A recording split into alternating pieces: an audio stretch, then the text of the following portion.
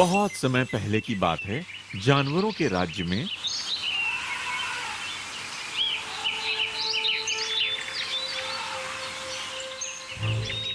एक बहुत घमंडी शेर रहता था। वो बहुत ही ताकतवर और निर्दयी था।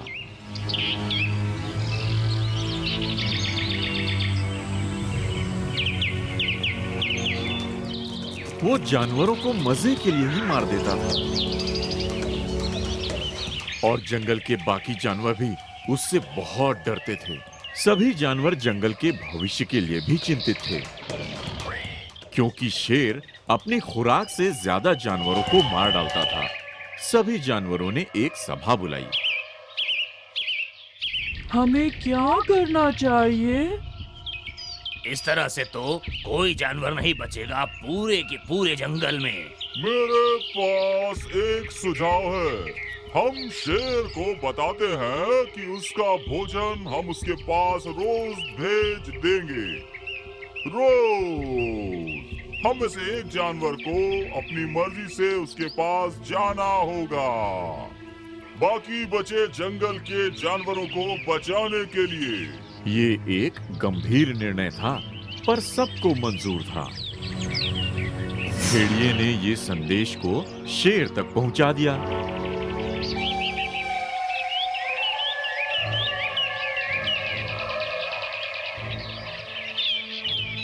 शेर को भी ये मंजूर था।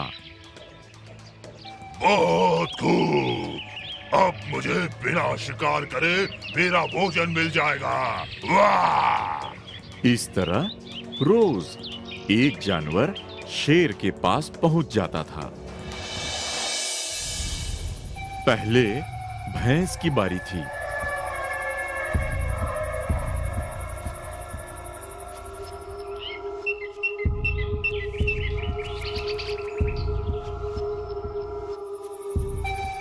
दूसरे दिन शेर के पास हिरण गया।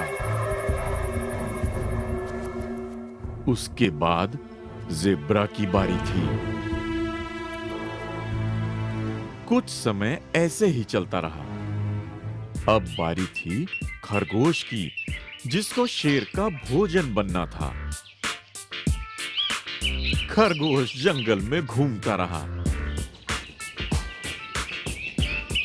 और सोचता रहा कि शेर से कैसे बचे।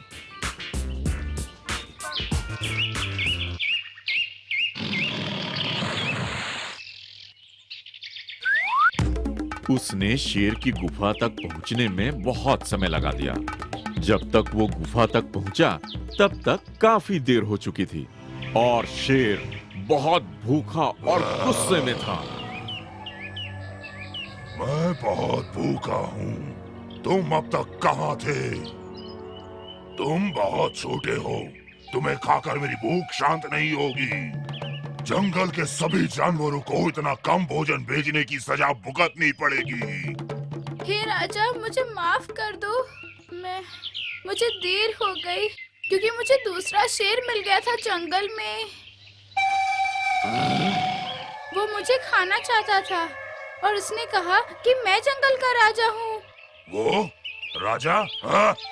तो और उसने तुमसे क्या कहा? जब मैंने बताया कि मैं आपका भोजन हूँ, तो उसने हंसकर आपके बल और आपकी ताकत को ललकारा है और उसने ये भी कहा कि वो आपको जरूर हरा देगा। घमंडी शेर बहुत नाराज हुआ और दहाड़ा। मुझे उस शेर के पास ले चलो। मैं उसे दिखाऊंगा असली राजा कौन है। हाँ, क्यों नहीं जंगल के राजा।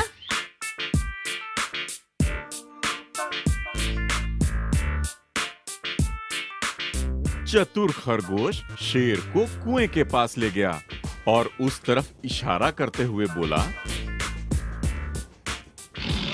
शेर ने कुएं में झांका और अपना ही चेहरा देखा और उसको लगा कि कोई दूसरा खूंखार शेर है। वो दहाड़ा, पर कुएं से और भी भयानक आवाज सुनाई दी। मैं तुम्हें दिखाता हूँ। ये कहते हुए वो मूर्ख शेर अपने दुश्मन से लड़ने के लिए कुएं में कूद गया और कुछ ही समय में डूबकर मर गया।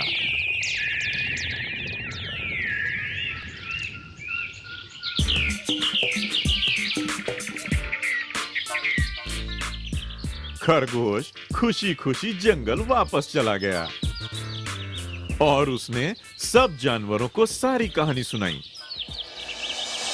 बाकी जानवरों ने खरगोश की खूब प्रशंसा की और वे सभी खुशी खुशी जंगल में रहने लगे। शिक्षा, घमंड कभी कभी बहुत खतरनाक होता है।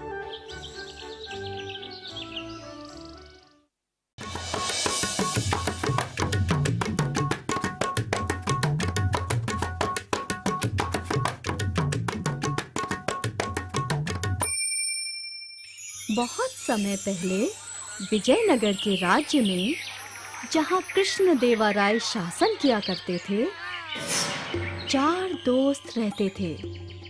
वो अधिक धनी नहीं थे।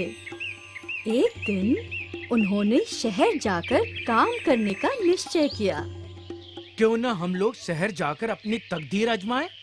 अगर हम मेहनत करेंगे तो शायद हम धनी हो जाएं और हमारे बुरे दिन भी टल जाएंगे। बिल्कुल ठीक कहा तुमने। शहर निकलने से पहले उनके सामने एक परेशानी आई। हम लोग तो बहुत समय के लिए बाहर ही रहेंगे। अपने कीमती सामान का क्या करेंगे? अगर यहीं पर छोड़ दिया तो हो सकता है चोरी हो जाए। मेरे पास एक सुझाव है। क्यों ना हम अपना सामान उस बूढ़ी धोबन के पास छोड़ दें जो मेरे घर के पास रहती है।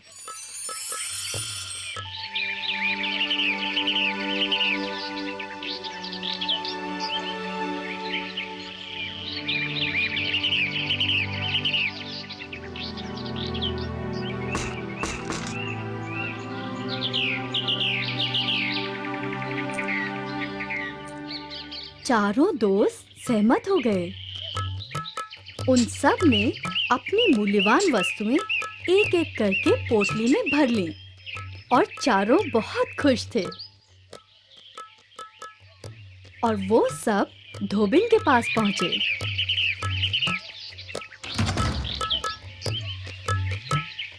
हम हमारा सामान आपके पास छोड़कर जा रहे हैं और मुझे उम्मीद है कि आप उसका ध्यान रखेंगी। धोबिन ने उनसे कहा, तुम लोग चिंता मत करो, तुम्हारे सामान का ध्यान रखूंगी। दोस्तों ने धन्यवाद कहते हुए कहा, माता जी, अच्छा ये होगा सामान तभी लौटाएं जब हम चारों इकट्ठा साथ में आपके घर आएं। धोबिन सहमत हुई। चारों दोस्त अपने अपने रास्ते निकल पड़े। पहला दोस्त एक सफल कपड़े का व्यापारी बना। दूसरे ने तेल का काम शुरू किया। तीसरे ने अनाज बेचकर बहुत धन कमाया। चौथा दोस्त असफल रहा और कुछ दिनों बाद वो अपने गांव चला गया।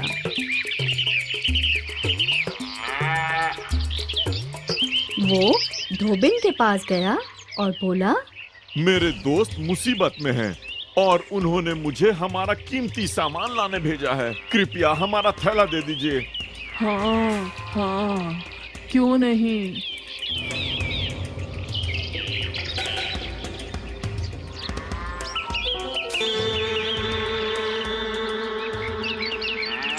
धोबिन ने बेईमान दोस्त के हाथ में पोटली दे दी। कुछ दिनों बाद तीनों दोस्त अपनी मूल्यवान वस्तुएं लेने आए। धन तो आपको मिला होगा और आपका काम हो गया होगा। उसने कहा, आप मुसीबत में हैं, पैसे की जरूरत है। ये औरत झूठ बोल रही है। तुमने हमारा पैसा चुरा लिया है। मैंने तुम पर विश्वास किया था। तुम्हें इसकी सजा जरूर मिलेगी। उसी समय दरबार में काम करने वाले तेनालीराम वहां से गुजर रहे थे।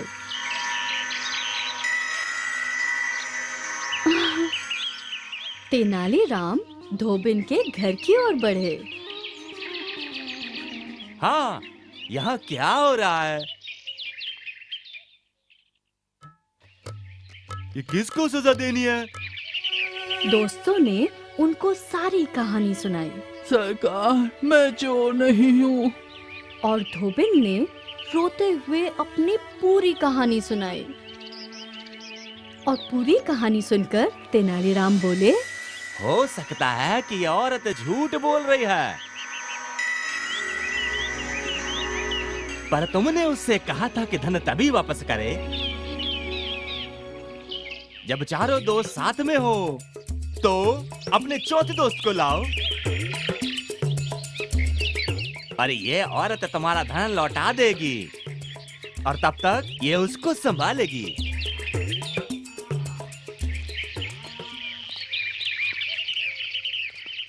दोस्तों को अपनी हार का एहसास हुआ और वो वहां से चले गए।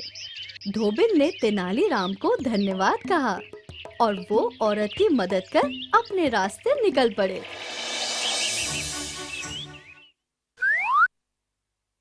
शिक्षा, बुरी संगत सबके लिए हानिकारक है।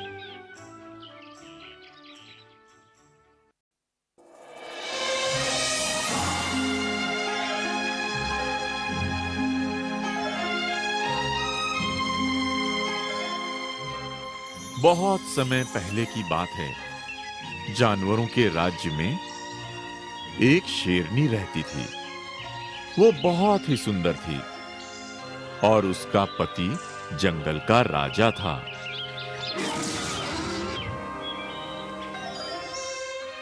वो बहुत ही दयालु और न्यायप्रिय था, पर वो खुद बहुत घमंडी थी।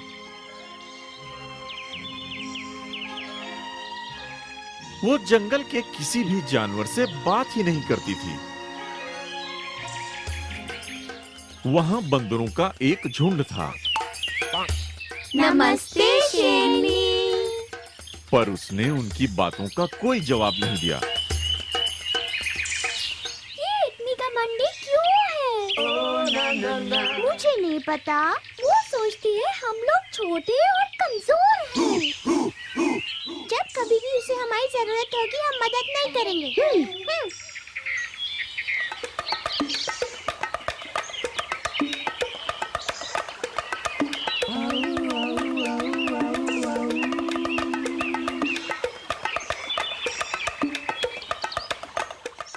एक दिन जब शेरनी सोकर उठी,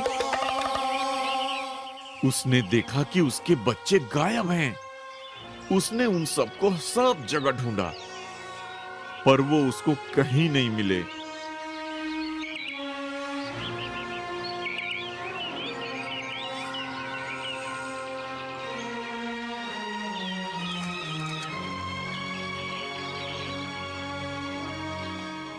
अंधेरा होने लगा और उसकी चिंता बढ़ने लगी। वो बंदरों के पेड़ के पास गई और उन्हें पुकारने लगी। बंदर, ओ बंदर, क्या तुमने मेरे बच्चों को देखा है? वो रानी माँ, क्या आप हम लोगों से बात कर रहे हैं? हमको कुछ भी कैसे पता हो सकता है? इतने शोर से कुछ और भी जानवर वहां इकट्ठे हो गए। क्या आप मेरी मदद करेंगे? अरे नहीं रानी, मैं तो बिल्कुल बेकार जानवर हूँ। मैं आपकी मदद कैसे कर सकता हूँ? क्या तुम मेरी मदद कर सकते हो भालू? तुमने मेरे बच्चों को देखा है? ये कैसे हो सकता है? क्या तुमने अपने बच्चों को मना नहीं किया था कि मेरे जैसे बदसूरत जानवर से दूर रहें? कोई भी, क्या किसी ने भी मेरे बच्चों को देखा है? नहीं रानी, आप हमसे और हम आपसे कोई मतलब नहीं रखते। ये सब सुनकर रानी रोने लगी। इसमें मेरी ही गलती है। मैंने तुम लोगों के साथ बहुत बुरा व्यवहार किया है। मुझे माफ कर दो। मैंने नहीं समझा कि एक दोस्त का होना कितना जरूरी है। अपने घमंड के आगे मैंने किसी पर भी ध्यान नहीं दिया और अब कोई भी मेरी मदद नहीं करेगा। शेरनी को रोता देखकर सभी जानवरों को बहुत दुख हुआ चिंता मत करो रानी, हम तुम्हारे बच्चे ढूंढने में तुम्हारी मदद करेंगे। हम तुम्हें ये महसूस करा देना चाहते थे कि हमें कितना बुरा लगता है। मैं समझ सकती हूँ, मुझे माफ कर दो। चलो सब मिलकर उन राजकुमारों को ढूंढते हैं। सब जानवरों ने मिलकर बच्चों को ढूंढना शुरू कर दिया।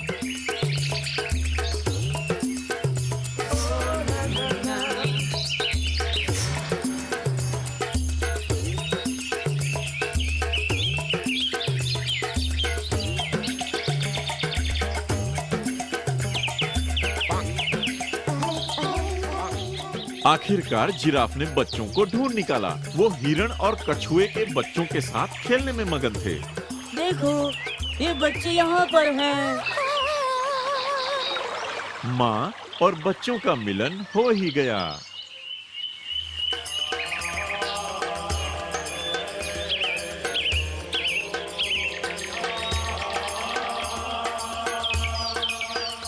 और फिर शेरनी ने कभी भी अपने दोस्तों का अपमान नहीं किया।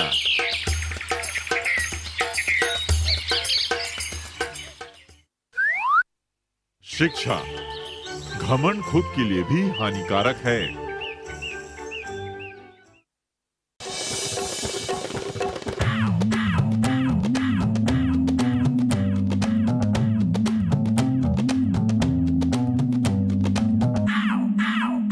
बहुत समय पहले की बात है, एक राजा था। वो चालाक और दयावान था। उसका राज्य बहुत बड़ा और प्रसिद्ध था, पर वो बहुत उदास रहता था। उसके राज्य में प्रजा बहुत ही आलसी थी और वहाँ के लोग कड़ी मेहनत नहीं करते थे, और तो और वे काम ही नहीं करते थे। राजा ने सोचा कि क्यों नहीं इन्हें सबक सिखाया जाए। उन्होंने कुछ हीरे जवाहरात, सोने के सिक्के और गहनों को घड़े में डाल दिया।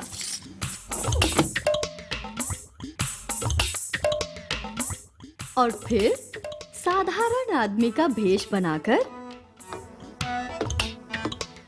अपने साथ उस घड़े को उठाकर बाजार की तरफ चल पड़े। बीच गांव में पहुंचने के बाद जब उन्होंने देखा वहां कोई नहीं है, तो सड़क के ठीक बीचों बीच राजा ने एक गड्ढा खोदा और घड़े को उस गड्ढे में रख दिया।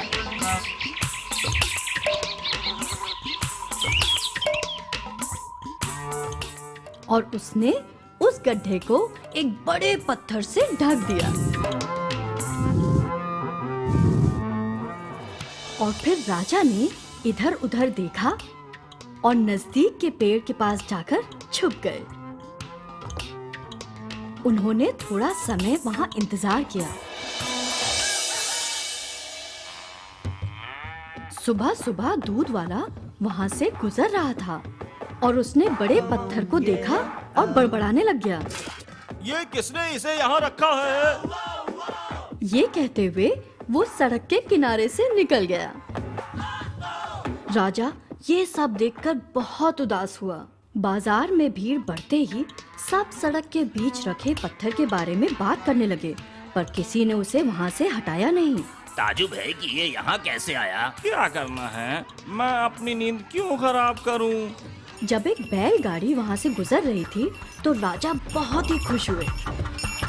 चलो अब तो कोई यहाँ से पत्थर को हटाएगा। लेकिन उसने भी पत्थर को नहीं उठाया। उसने अपने चालक से कहा, गाड़ी घुमा लो। हम लोग दूसरे रास्ते से जाएंगे। यहाँ पर तो बहुत बड़ा पत्थर पड़ा है। राजा ने सोचा, अगर ये सब ऐसे ही चला तो मुझे पूरा दिन लग जाएगा। तभी उन्होंने देखा कि एक बूढ़ा आदमी सड़क से गुजर रहा था। वो कमजोर और थका दिखाई दे रहा था। जब वो बूढ़ा आदमी वहां पहुंचा तो उसने देखा कि सड़क के बीचों बीच एक बड़ा पत्थर पड़ा है।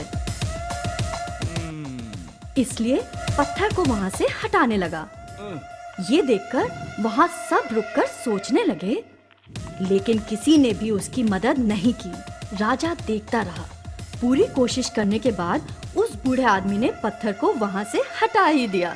अरे ये क्या? उसने खजाने को देखा और आश्चर्य से बोला, इस खजाने का मालिक कौन है? कोई जानता है? लोग इकट्ठा हो गए। ये मेरा है। ये मेरा है। नहीं नहीं, ये मेरा है। ये मेरी दुकान के पास मिला है, इसलिए ये मेरा है। ये सब लोग झूठे हैं। ये खजाना मेरा है, लेकिन अब ये सब तुम्हारा है। ये कहकर राजा पेड़ के पीछे से बाहर आए। मैंने ये घड़ा यहाँ रखा था। मैं देखना चाहता था कि कौन पत्थर हटाएगा और खजाने का मालिक बनेगा, पर तुम में से किसी ने नहीं किया।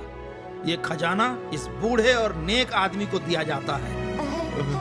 मेरे राज्य के आलसी प्रजाजनों, याद रखो, जिंदगी खजाने से भरी पड़ी है, पर अगर तुम मेहनत नहीं करोगे तो वो तुम्हें कभी नहीं मिल पाएगा। ये कहकर राजा वहाँ से चले गए। शिक्षा ये है, आलसियों को कभी भी इनाम नहीं मिलता है।